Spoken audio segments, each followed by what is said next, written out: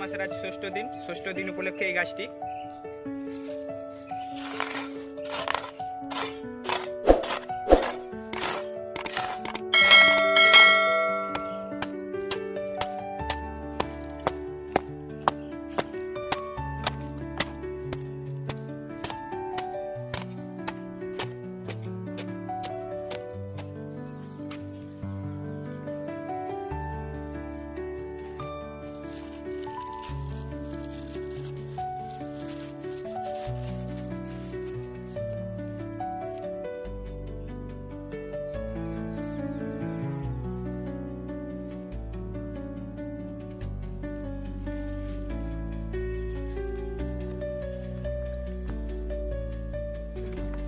তো ষষ্ঠ দিনের গাছ লাগানো শেষ।